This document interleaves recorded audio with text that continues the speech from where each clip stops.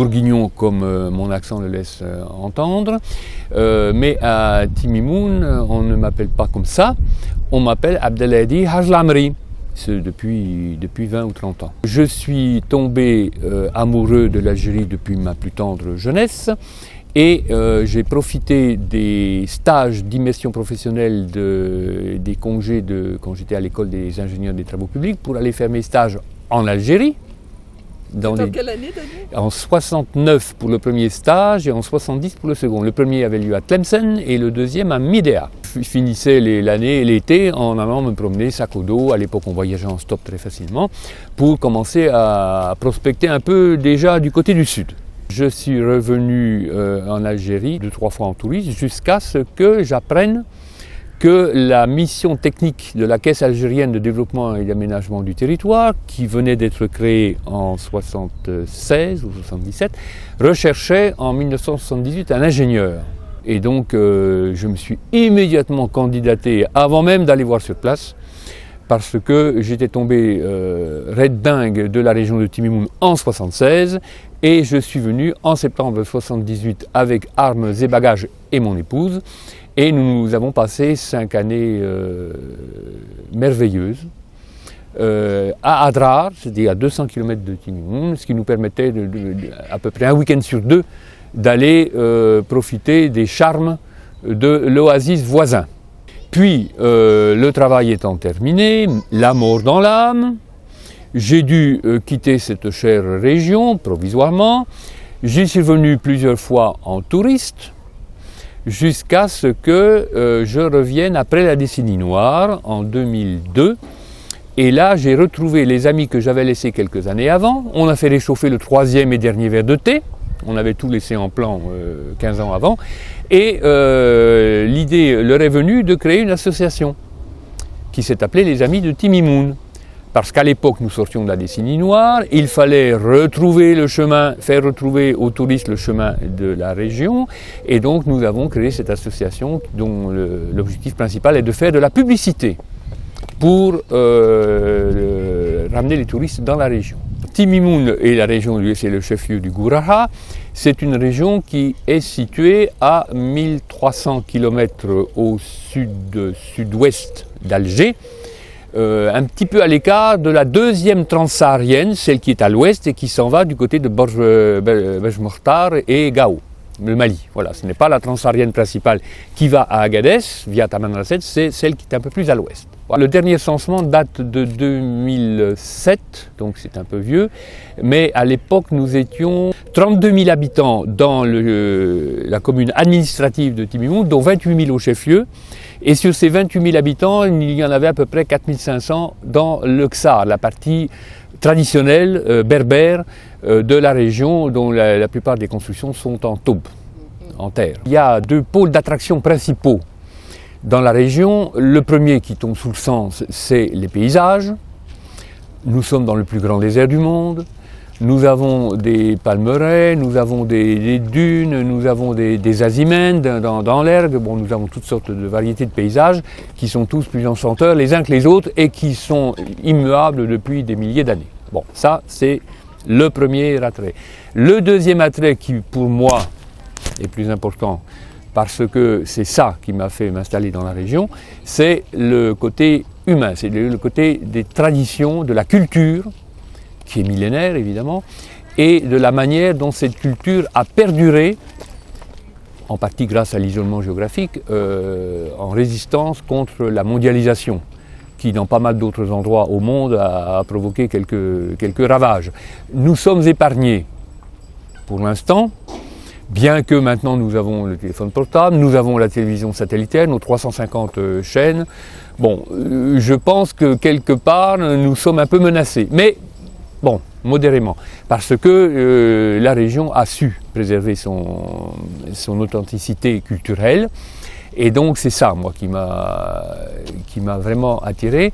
Et du coup, la saison touristique, qui pour des raisons climatiques se passe essentiellement, on va dire, du 15 octobre au 15 ou 30 mars, en fait, il y a là-dedans 2 pôles principaux qui sont des périodes de pointe.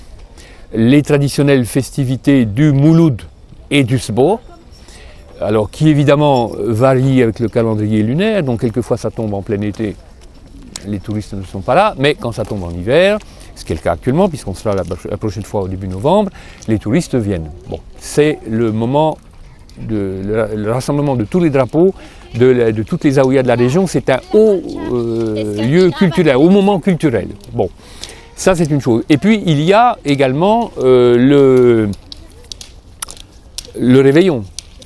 Bon, traditionnellement, les gens adorent aller à Timimoun pendant le réveillon, ce qui fait qu'à ce moment-là, c'est une véritable un rush. C'est-à-dire qu'il faut aussi prendre longtemps à l'avance, quelquefois 1 an à l'avance, pour réserver ses chambres d'hôtel ou de gîte, parce qu'il y a beaucoup plus de candidats que de places. Nous sommes, il faut le dire, en pleine terre de l'islam soufi. C'est l'islam des zaouïas. Les zaouïas qui sont nombreuses dans la région, les tarikas sont nombreuses dans la région, et c'est elles qui charpentent tout le tissu culturel et cultuel de la région. Et du coup, il est vrai que pour ceux qui sont sensibles à ce côté de ce côté de tradition, il y a beaucoup de choses à voir, beaucoup de choses de gens intéressants, de Mokaddam de Zaouïa à rencontrer, discuter avec eux, c'est important. Surtout pour les gens qui connaissent en ville des conditions de vie difficiles. Je parle des villes du Nord, parce qu'ils ont besoin non seulement de se libérer l'esprit, mais aussi de retrouver trace de leurs origines à eux. Parce que moi j'ai souvent vu des gens me dire « Ah, mais ce que l'on voit ici, c'est ce que nos grands-mères, qui sont parties, nous racontaient quand nous étions enfants. » Et les gens... Bon, c'est important. Quand on a écouté enfant la narration de choses qu'on pensait totalement disparues et qu'on vient les retrouver vivantes dans la population, et c'est pas du tout, c'est pas pour les touristes, hein, c'est la vie. Les gens vivent comme cela, avec leur tradition, leur religion, le soufisme. Bon, c'est très important. Et ça, c'est ça, moi, qui m'a intéressé, vous le comprendrez aisément, tout autant que les paysages, qui, il faut le dire, sont uniques parce que c'est le plus grand désert du monde, il faut quand même le dire. Nous avons bénéficié de 3 classements récemment.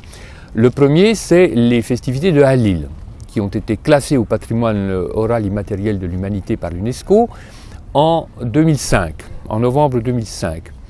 Puis, en novembre 2015, soit 10 ans après, nous avons bénéficié du classement des festivités du Sbo, c'est-à-dire la rencontre de tous les drapeaux de toutes les zaouïas de la région qui se rencontrent une fois par an dans la Hafra de la zaouïa de l'Haj Belkacem à 5 km de Timimoun. C'est un spectacle grandiose, parce que ce jour-là, toute la population est là. Que l'on soit jeune, vieux, malade, en bonne santé, blanc, noir, métissé, homme-femme évidemment, tout le monde sans exception est là, et pour rien au monde, les gens ne rateraient cet événement qui est unique dans l'année. Et le troisième, alors j'ai oublié le troisième, c'est récent, ça devait avoir lieu je pense en 2018 ou 2019, c'est le classement des Kiel Elma. Alors ça encore c'est toute une histoire. Les mesureurs d'eau, c'est ça que ça veut dire étymologiquement, ce sont dans les associations de gestion des Fogaras, il y a un personnage important qui est un peu le policier des eaux.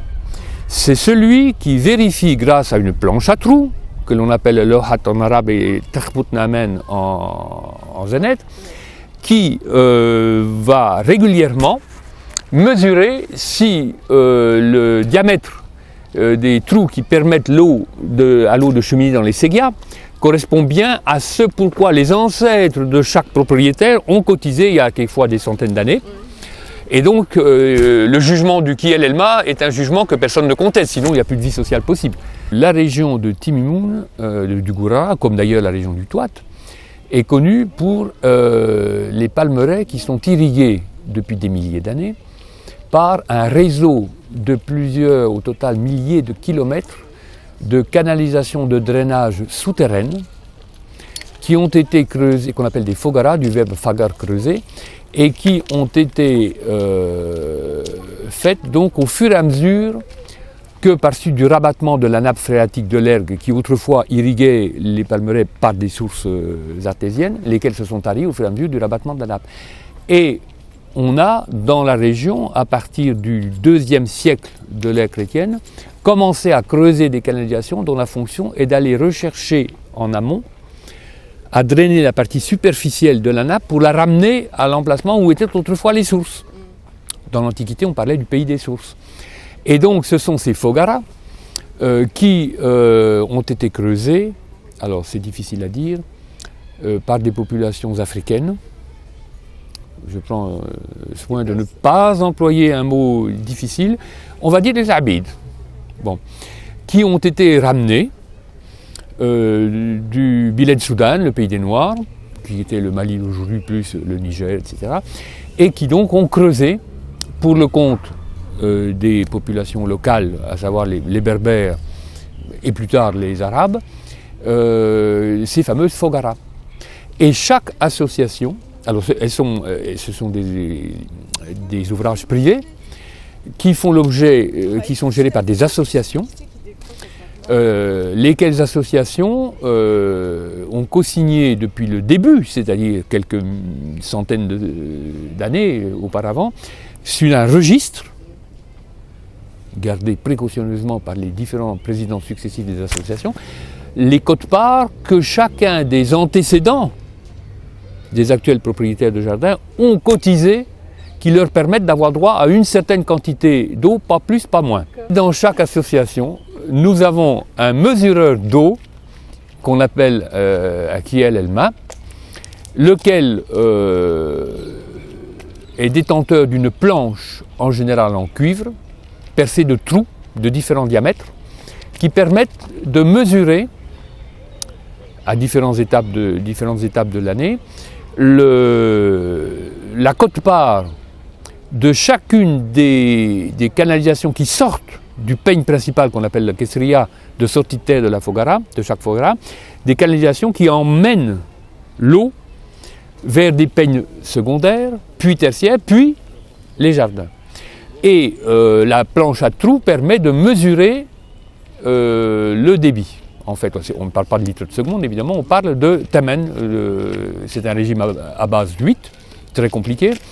Et donc, voilà. Et ce qui est l'ELMA, le mesureur d'eau, c'est le policier des eaux. Ces jugements et ces verdicts sont absolument, font la loi, irrévocables. Personne ne s'amuse à contester les mesures du Kiel-Elma parce que sinon il n'y a plus de vie sociale possible.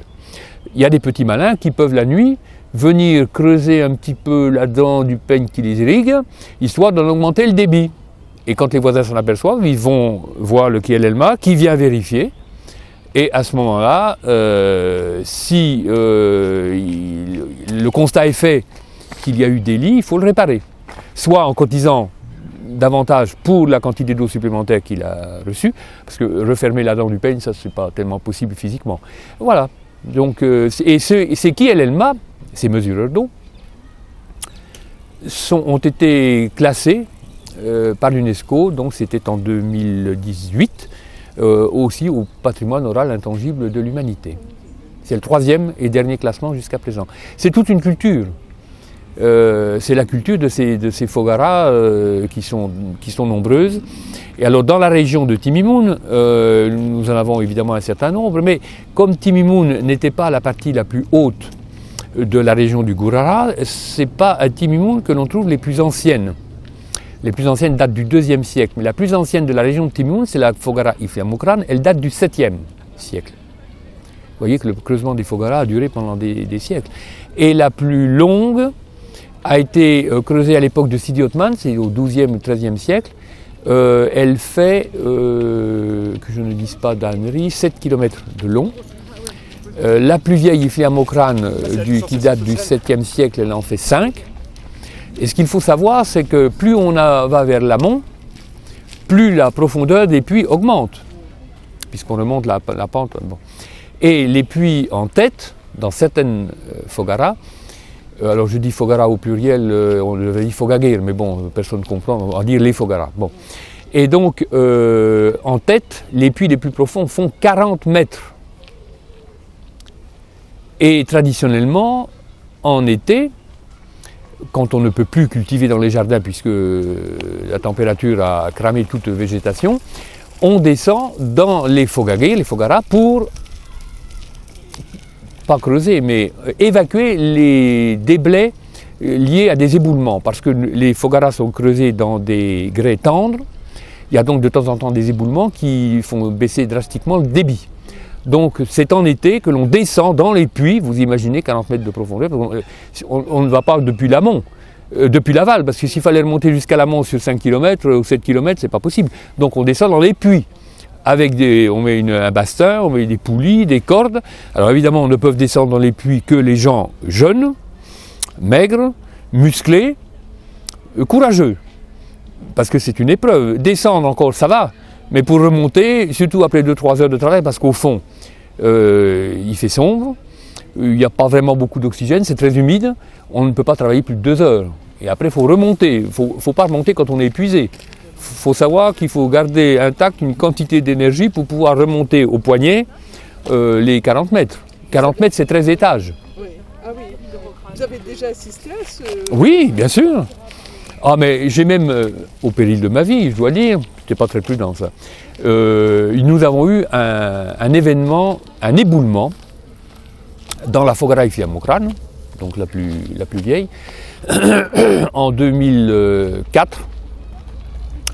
Et il a fallu descendre dans la Fogara pour repérer où était l'éboulement, filmer, documenter, de manière à constituer un dossier pour tenter d'approcher le chiffrage de ce qu'il en aurait coûté pour refaire réparer.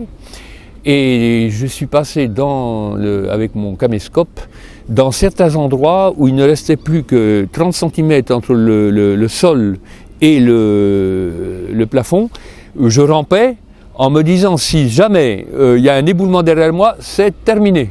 Je n'aurais pas besoin de dire aux gens où je veux être enterré, c'est là. Quand j'étais à Adrar, à l'époque j'étais jeune, je vais avoir une trentaine d'années, mais j'étais le plus âgé de la bande. C'est que les autres, ils avaient 5-6 ans de moins que moi. Et du coup, en tant que plus âgé, j'avais droit à une certaine forme de respect. En plus, j'étais le chef. Bon.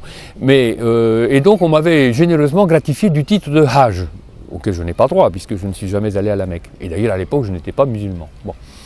Et donc, dès cette époque-là, donc les années entre 78 et 83, on m'appelait Haj Lamri, parce que mon nom c'est Emri, a été arabisé en Lamri, donc Haj Lamri.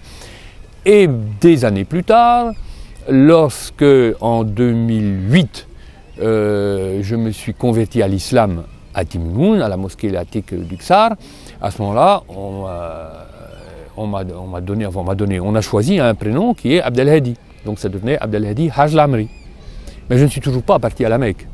Mais le titre de Hajj qui m'a été généreusement octroyé il y a 30 ou 40 ans perdure. Vous faites partie, vous êtes algérien. De cœur, bien sûr. Bah, oui, vous l'avez compris. Ben oui. D'ailleurs, vous savez, quand je sors de chez moi, je dis chez moi, bon, les nationalistes pourraient s'offusquer de l'emploi de cette formule. Disons, de la maison que j'occupe au Ksar. Les gens me saluent. Et je salue les gens. C'est pas comme ici. Et je parle de la France. C'est assez difficile. Surtout à Paris où les gens ont une vie un peu sauvage, on ne salue pas les gens.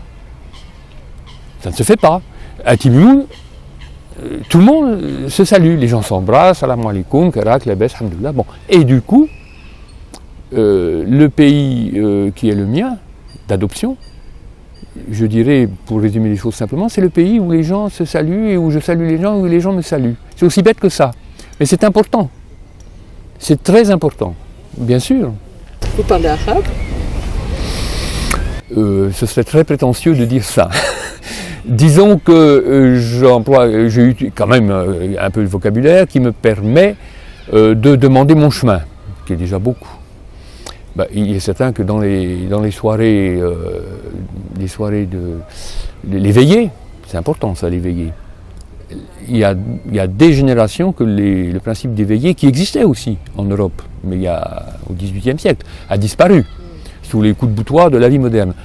Dans les territoires du Sud, malgré la télévision par satellite, nos fameuses 350 chaînes, que d'ailleurs personne n'écoute, les veillées n'ont pas totalement disparu. Et dans les veillées, ça se passe évidemment soit en arabe, soit en zénith. Alors, bon, quand ça se passe en arabe, j'essaie de capter quelques mots. En zénith, je n'en capte aucun. Donc c'est très clair. Heureusement pour moi, les veillées où je vais, bon, il y a toujours un ou deux francophones là qui me traduisent un peu l'essentiel des choses quand ils voient que j'ai tendance à m'assoupir. Bon, donc si on aborde des discussions philosophiques, évidemment, je lâche pied tout de suite parce que je n'ai pas la compétence pour ça. Voilà. Mais bon, on fait avec. Parce que j'oublie de vous dire qu'une chose importante à Timoun, c'est les compteurs. Les compteurs. On pas parlé de la dernière Non, c'est en discutant que la discussion s'enrichit. Les compteurs. Alors, voilà encore une raison pour laquelle je suis tombé amoureux de cette région. C'est une région dans laquelle les gens ont dans la tête une quantité de locutions, de proverbes, d'histoires, dont certaines proviennent d'ailleurs de la tradition musulmane, mais pas toutes.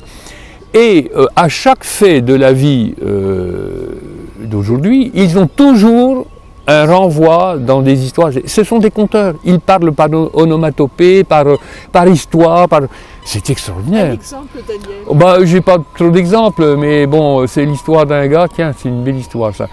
Un type passait dans le Ksar avec son âne.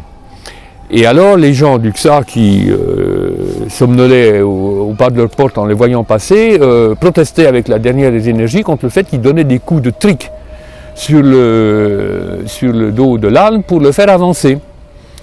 Bon, alors un jour, le gars en a eu marre de ramasser des remarques un peu idiotes.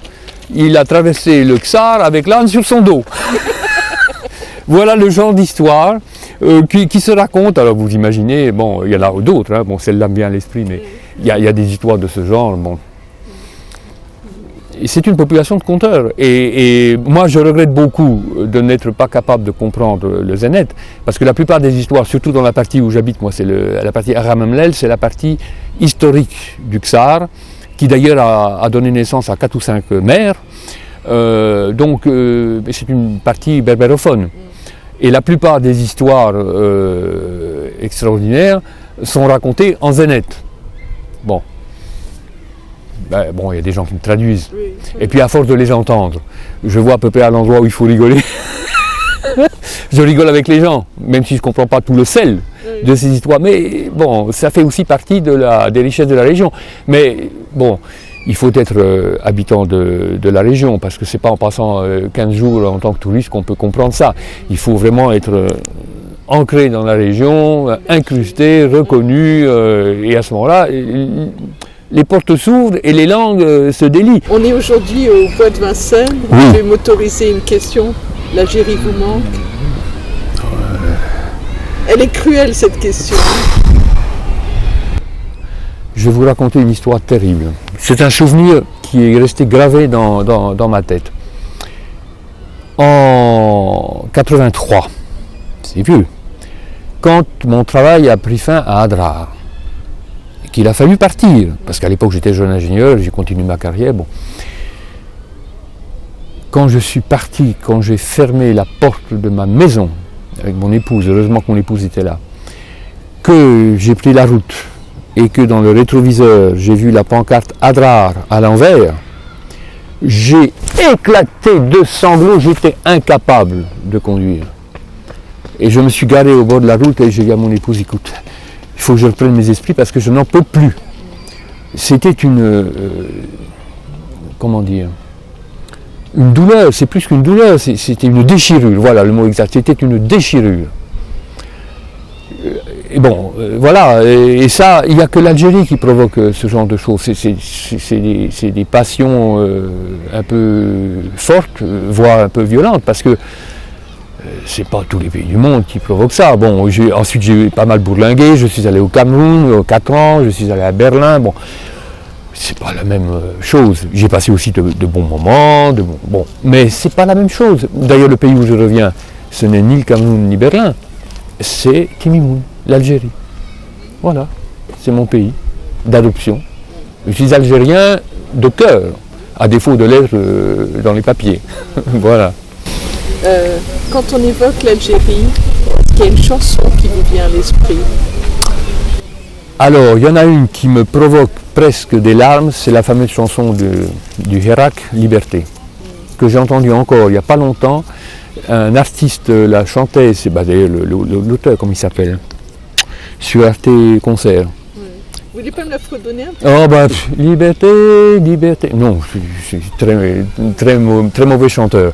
Non mais c'est une chanson... Elle est forte, cette chanson-là, bien sûr. Bon, après, il y a les chansons, oui, alors il y a les chansons de Halil, alors, j'oublie, bien sûr. Il y a 2 chants, alors, les chants de Halil, on n'a pas parlé du Halil. On en a parlé un petit peu tout à l'heure. Oui, ouvrons le chapitre. Alors, le Halil, qui ne s'est pas toujours appelé Halil, il s'est appelé Islawen. Islawen, c'était un peu comme des chants de troubadours, à l'époque, avant l'arrivée des musulmans, c'est-à-dire avant le 7e siècle. C'était des chants, alors à l'époque les gens ils chantaient nuit et jour quasiment, et c'était des chants qui racontaient les joies, les misères, la vie, etc. Bon. Et quand les musulmans sont arrivés, donc c'était le 1er siècle après le message du prophète sallallahu alayhi wa sallam, les musulmans, pour amener l'islam dans la région, se sont coulés dans le moule préformaté du Halil, des Islamoines, qui à ce moment-là a changé de nom, ça s'appelait Halil, pour y injecter en arabe des strophes mystiques relatives aux préceptes de l'islam ou à la vie des chefs de tribus qui sont devenus des saints, qui ont amené avec eux l'islam. Et du coup, aujourd'hui, le Halil, qui était classé donc à l'UNESCO en 2005, a un double caractère profane, le caractère des origines, en berbère, et mystique, en arabe. Et dans les chants de Halil, il y a 3 temps. Il y a le temps du lemesrah, l'échauffement des cordes vocales. Ça, c'est dans le déroulé traditionnel d'une nuit de Halil, on va dire entre 11h et 1h du matin. Ensuite, entre 1h et 3h, il y a le temps de l'Aourouti. Aourouti, pourquoi? Le temps qu'on monte, parce que la région d'Aougrout, à 100 km de Timoun, est un peu plus élevée que Timoun, d'où le nom. Vous voyez encore la magie du langage des gens, l'image des gens, ils appellent ça l'Aourouti. Bon. Et puis, à la fin, les 2 dernières heures, le temps du tra, le temps de la transe. Alors, autant vous dire que ceux qui ne sont pas des aficionados du Halil sont partis à la fin du premier temps. Et ne reste plus, quand on attrape entre 4h et 6h du matin, que les mordus du chant.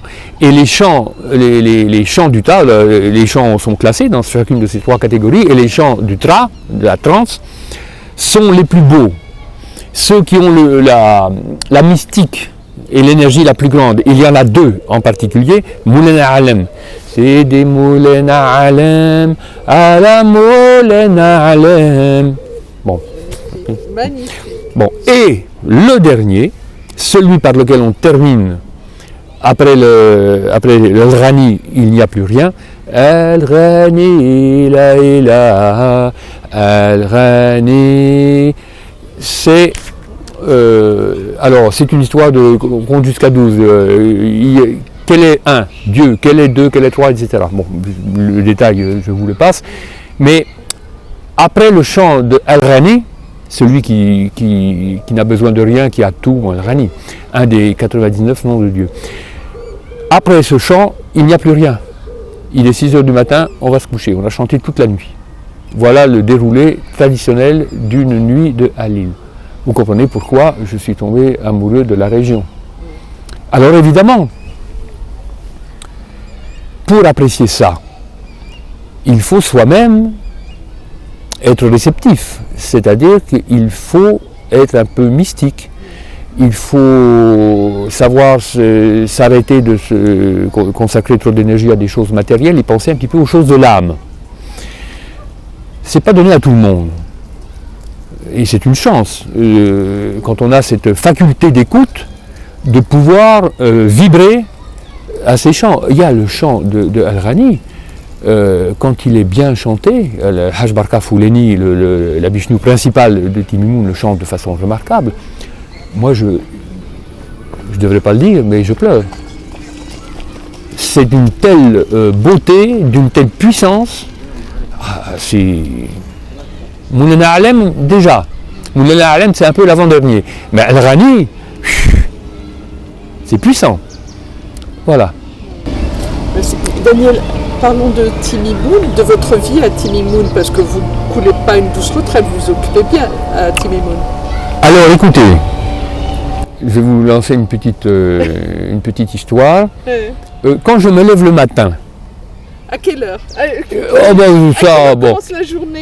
La journée à Timimoun, elle commence vers... il y a la prière du matin, mais après, je me recouche un peu, je déjeune. Bon, quand je me lève, je n'ai, sauf à des rares exceptions près, quand il y a des touristes qui sont par là... Parce qu'on rappelle que vous accueillez des touristes. Oui, j'accueille des touristes, enfin je les accueille.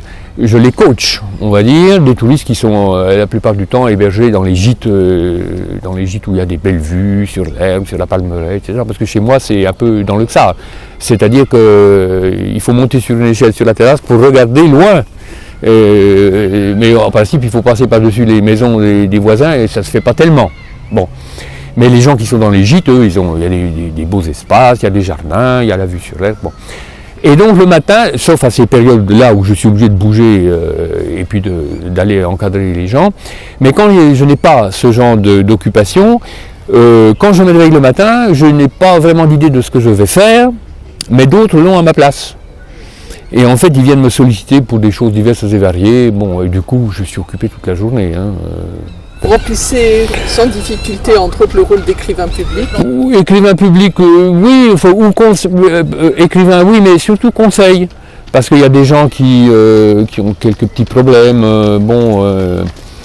Je prends l'exemple, les retraités qui ont travaillé avant l'indépendance et pour certains même après, dans des sociétés étrangères pour lesquelles ils ont cotisé à des retraites, ont maintenant énormément de difficultés à récupérer le montant de leur retraite. Alors donc régulièrement il faut faire des courriers, des machins, des rappels, préparer des lettres commandées. Bon, c'est un peu répétitif et lancinant. Mais bon, je comprends aussi que les gens se battent pour récupérer leur retraite. Alors des fois c'est ce genre de lettres qu'il faut faire, des initiatives à prendre. Ou quelquefois même à ouvrir des comptes sur Internet.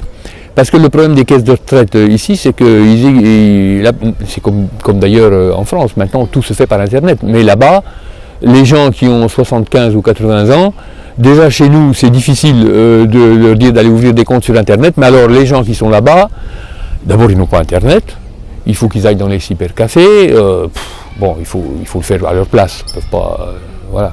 Donc c'est un petit peu ce genre d'occupation. Parce que c'est une chose dont on n'a pas parlé. Les récitations de Bourda et de Hamziya dans les mosquées avant le Mouloud. Oui, c'est vrai 8 jours avant. Ouais. Alors, j'ai pendant au moins 5-6 fois, j'ai enregistré un recueil complet des 10 jours qui précèdent les festivités du Mawlud al-Nabawi dans la mosquée Al-Atik du Xar, là où j'ai fait ma conversion, pour enregistrer les récitations que les fidèles font de deux choses, les Bourda, les poésies de Bourda, et les poésies de Hamziya.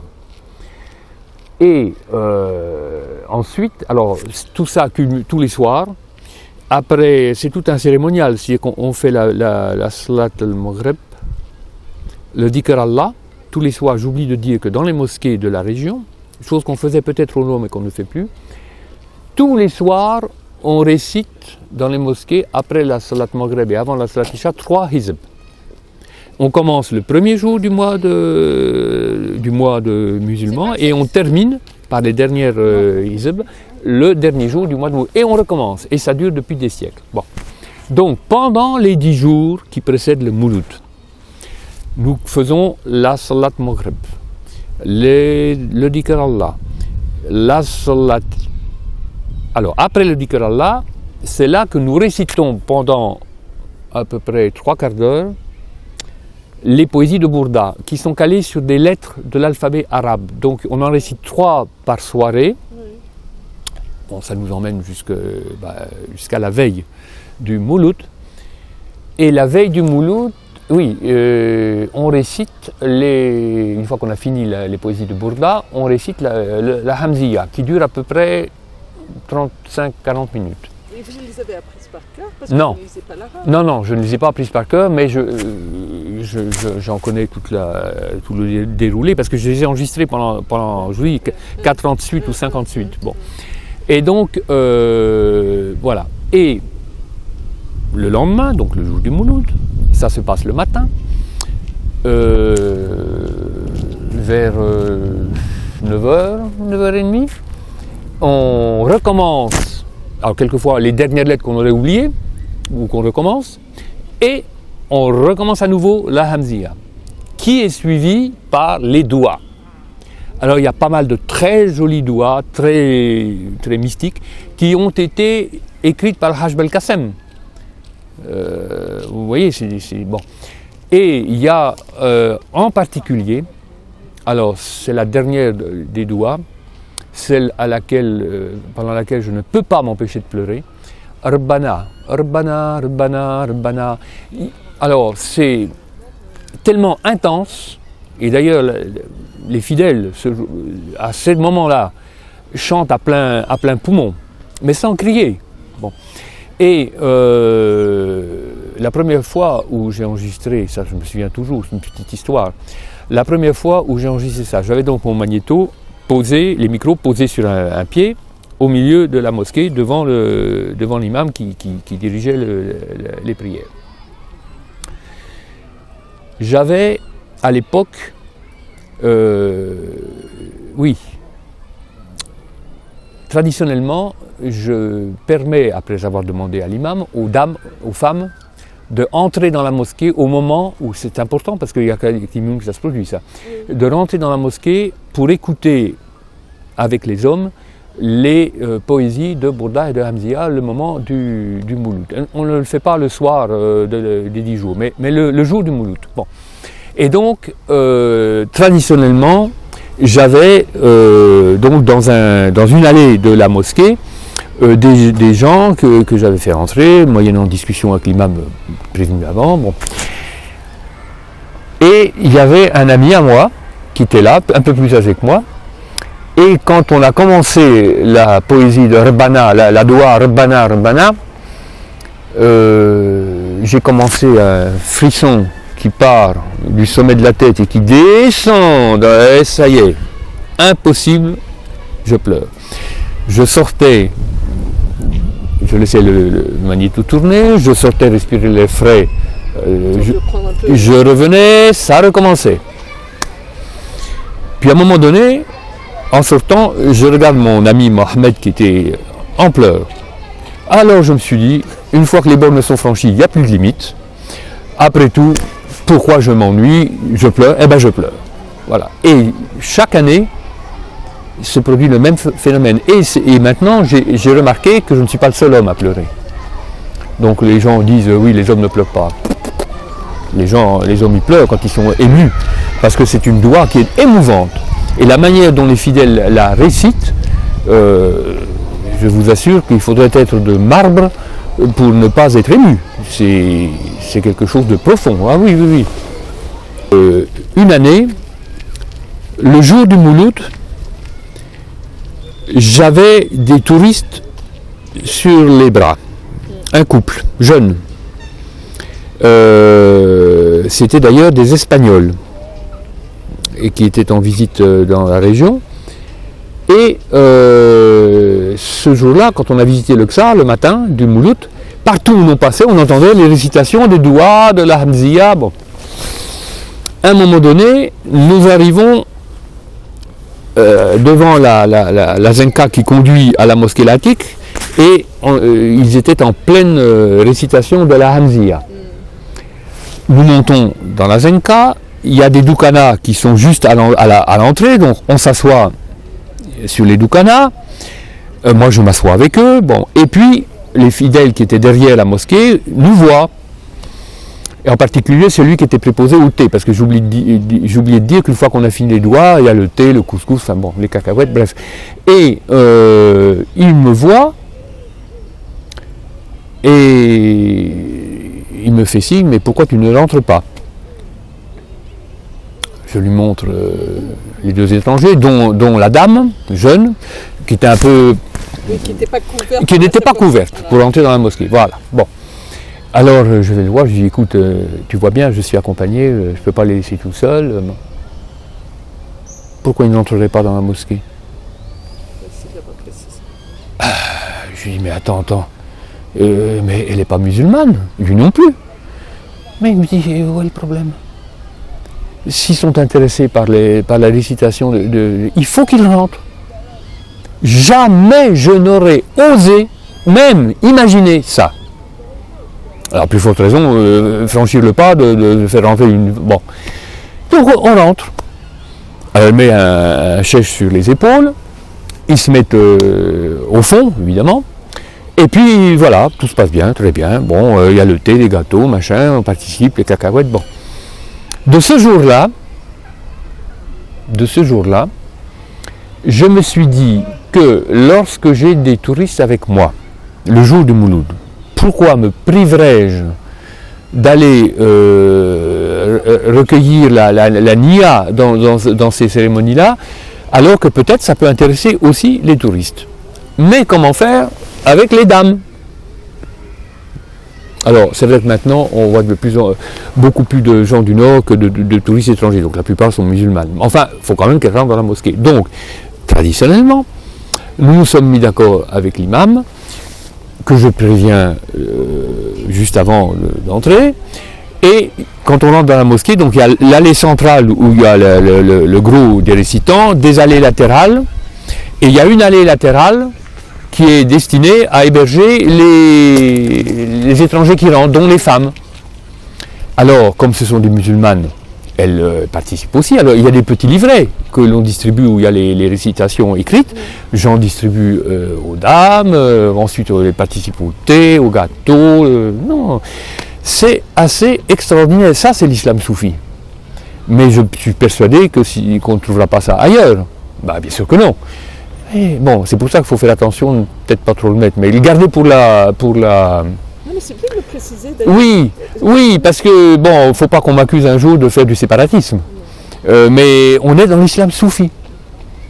Oh, c'est pareil, on me pose toujours la question. Oui, le jour du Sbour.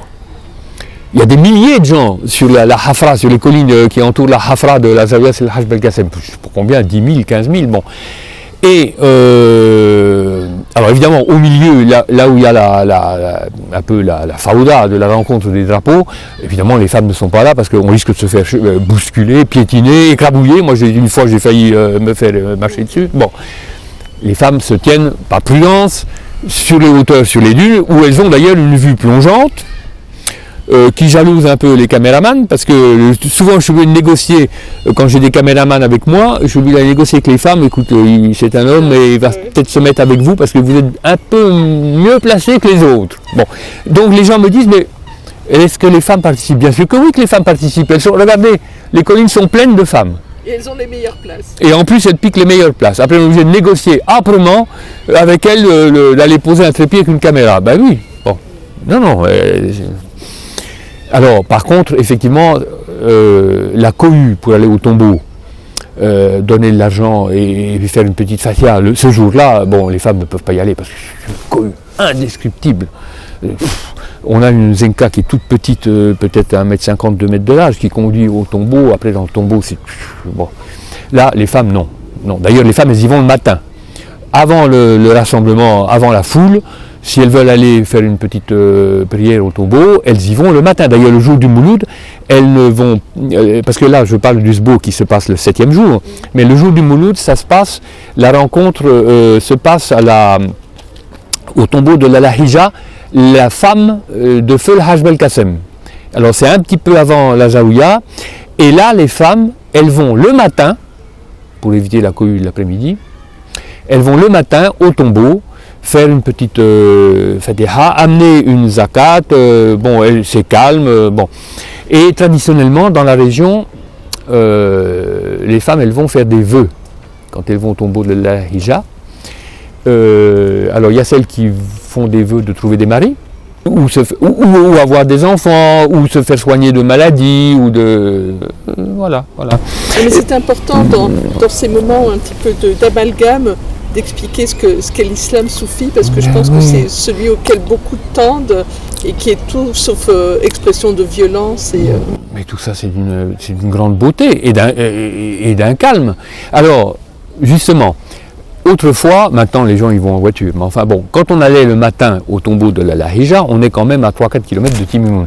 Bon, les gens autrefois ils marchaient, maintenant la vie moderne ils marchent de moins en moins. Bon bref, ils y vont en voiture. Mais quand ils marchaient, il y a encore 20 ans ou 30 ans on marchait pour aller à la Lahija, on passait par le chemin qui serpentait dans la Palmeraie. Et peut-être 50 mètres ou 100 mètres avant d'arriver au tombeau de la Lahija, qui est en bas au milieu des arbres, bon, il y a un palmier où les gens, traditionnellement, en passant, ils viennent attacher un petit morceau de tissu en baraka, un peu comme les gens qui mettent des cadenas dans les ponts parisiens, vous voyez, c'est un peu ça. Alors, bon, à l'époque, moi je me souviens, je l'ai vu encore il y a 10 ans, je ne sais pas s'ils le font encore, mais quand on arrive et qu'on voit, c'est le sapin de Noël, il y a des centaines de morceaux de tissu qui sont accrochés aux palmes. C'est la baraka. C'est la baraka. Voilà. Donc traditionnellement, le matin du Mouloud, c'est la journée des femmes à la Coupa de la Lahija. Alors encore une histoire, puisqu'on raconte des histoires. La Lahija, donc la veuve de Hajj Belkacem, il y avait 7 sœurs dans un village de l'Atlas marocain qui, à un moment donné, sont partis dans les champs cueillir les fruits et les légumes. Et c'est le moment, il y avait à l'époque des redzous, des choses comme ça, c'est le moment qu'on choisit des assaillants pour venir mettre à sac le village. Il n'y a pas eu un seul rescapé, sauf les 7 sœurs, qui étaient parties, dont la Lahija, qui des années après a épousé le Hajj Belkacem. Et à côté de ma maison, peut-être même pas 50 mètres de ma maison, dans le Ksar, il y a le tombeau de la Maroucha. Alors la Maroucha, c'était une des 7 sœurs qui est enterrée, elle, à Timimoun. La Lahija, elle est à 3 km. Il y en a une autre à 5-6 km de Timimoun, une autre dans la Sepra. Enfin bon, elles se sont disséminées un peu partout, mais toutes sont arrivées dans la région, parce qu'à l'époque des Redzous, cette région était un refuge. Un refuge. C'était une région traditionnellement calme, un refuge. Bon, ils étaient venus se réfugier là. Bon. Et la Maroucha, alors pourquoi je parle de la Maroucha? D'abord parce que son tombeau c'est à côté de chez moi, premièrement. Et deuxièmement, on cite plusieurs fois dans les chants de Halil, en fait dans les chants d'Islamoine, l'ancien ancêtre de Halil, on parle de la Maroucha qui était une belle fille. Et quand on parle de la Maroucha, c'est pour raconter que des godelureaux sont à sa fenêtre en train de jouer de la guitare pour charmer la belle. Voilà la sainteté de la Maroucha, c'était sa beauté. On est loin de Timimoun, mais je vous souhaite de retrouver votre chez vous rapidement. Ah, mais c'est ce que l'on se souhaite à tous, parce que nous avons quantité d'Algériens qui sont ici coincés et qui, pour des raisons diverses et variées, n'ont pas pu retourner en Algérie, quelquefois quand des personnes proches sont décédées. Moi, personnellement, je suis un petit peu dans cette situation aussi, parce que depuis juillet 2020 que je suis là, j'ai perdu 6 personnes proches qui me sont chères. C'est lourd. C'est lourd à gérer. Donc il faut rapidement qu'on puisse retrouver le chemin de notre cher et beau pays. Voilà.